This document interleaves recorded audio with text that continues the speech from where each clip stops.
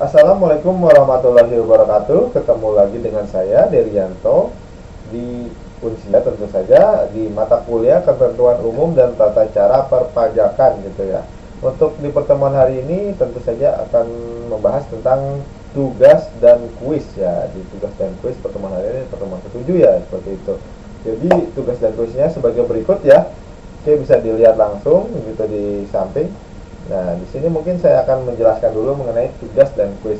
Untuk komponennya saya peringatkan kembali, saya ingatkan kembali bahwa tugas dan kuis itu diakumulasikan sebesar 30%, untuk tugas satu sekitar 15%, untuk tugas 2 sebesar 15%.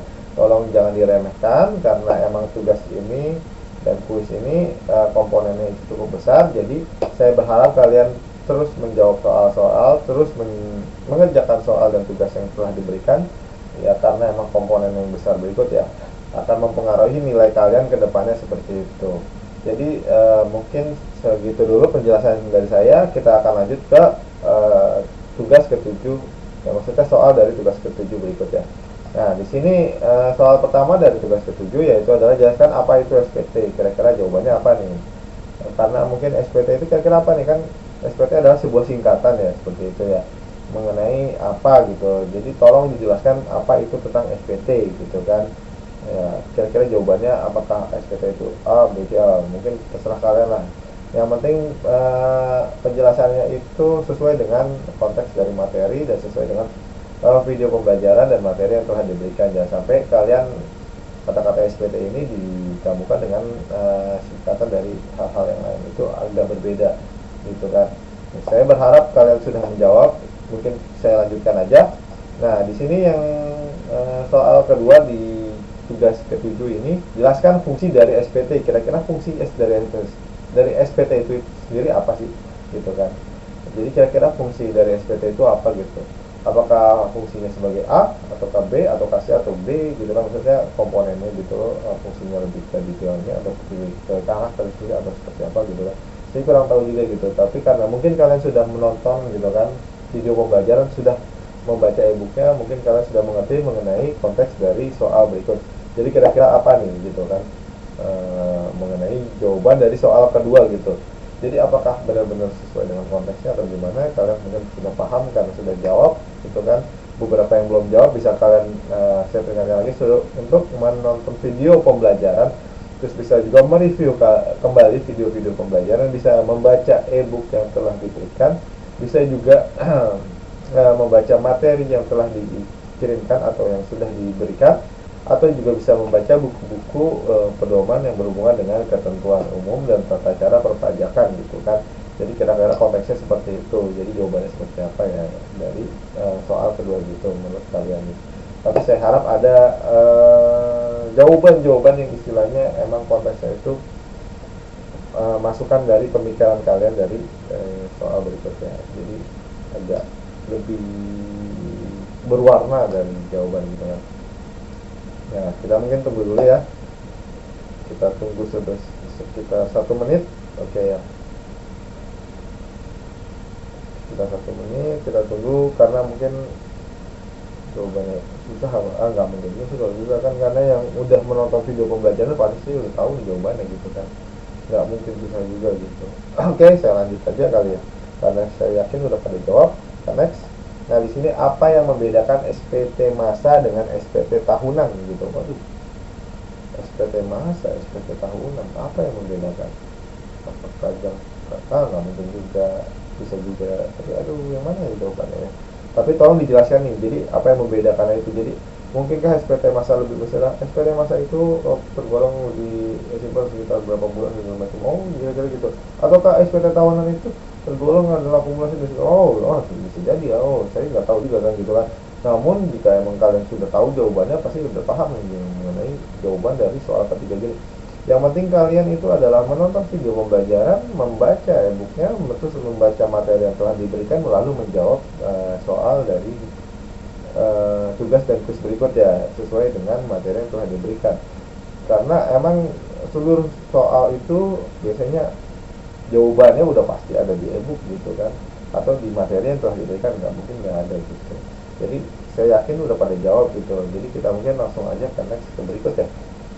Nah, di soal keempat ini terangkan batasan waktu penyetoran SPP masa dan SPP tahunan. Wah, jadi ada perbandingan nih batasan waktu gitu kan. Nah, kira-kira berapa nih? Nggak mungkin per sedetik juga, nggak mungkin 2 hari juga kan.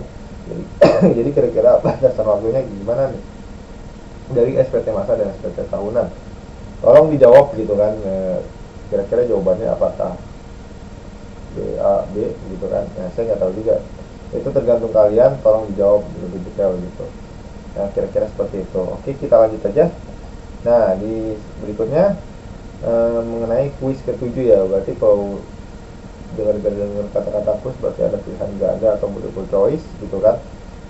Jadi tetap konteksnya harus benar-benar dikerjakan, harus benar-benar diisi ya mengenai jawabannya gitu kan.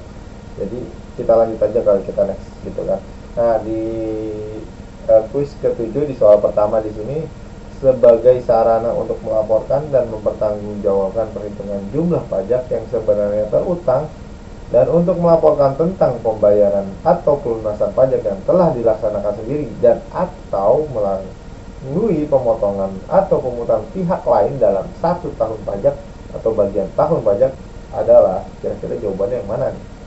Di sini ada 5 jawaban, kira-kira jawaban yang benar-benar pas untuk soal pertama ini apa? Ya, gitu kan.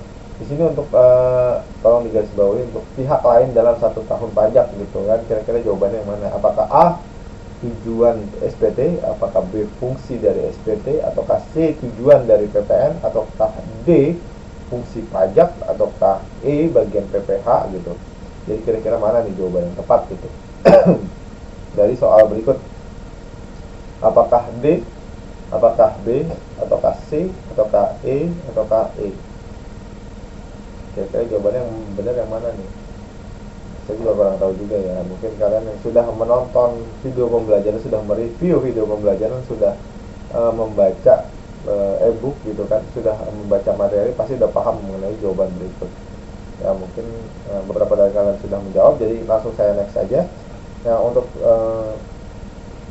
kuis ketujuh di soal kedua di sini, jenis SPT masa pajak kecuali. Nah, kira-kira SPT masanya itu yang mana ya? Di sini ada SPT yang pertama A, SPT masa PPh pasal 7 ayat 2, terus ada B, SPT masa PPh pasal 21, terus ada C, SPT masa PPh pasal 4 ayat 2, terus ada D, SPT masa PPh pasal 29, ada E, SPT masa PPh pasal 26. Kira-kira jawabannya yang mana? Yang mana yang benar nih? Tapi tolong digarisbawahi dengan kecuali, jadi ada kekeliruan atau kesalahan dari jawaban berikut. Jadi tolong jawab yang emang benar-benar tepat dari soal berikut gitu kan. Jika kesalahan berarti ada yang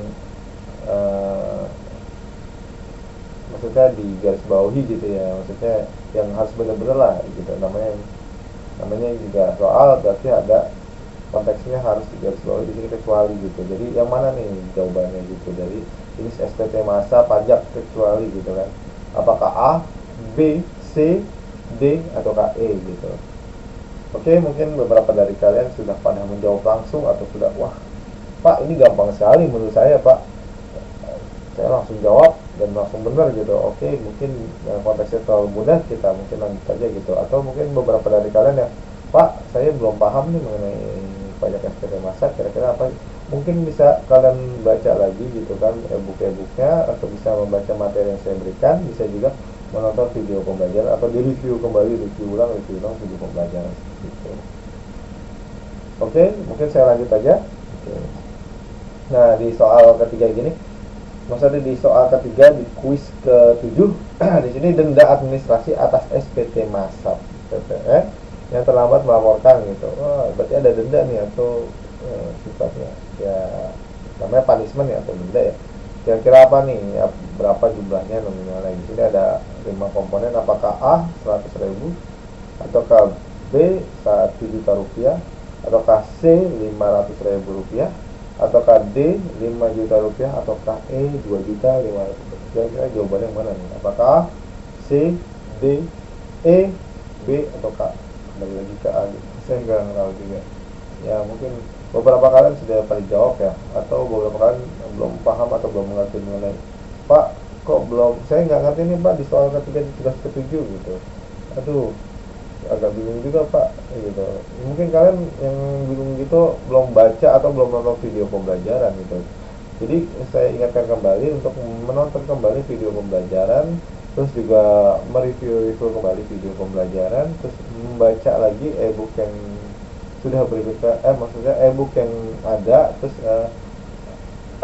terus apa ya, membaca lagi materi yang sudah diberikan, atau bisa juga melalui jejaring sosial atau mencari informasi mengenai materi KOP, terus dibaca mulai searching atau membaca dari buku-buku yang istilahnya konteksnya berhubungan dengan mata kuliah atau MK, ketentuan umum dan tata cara perpajakan, seperti itu.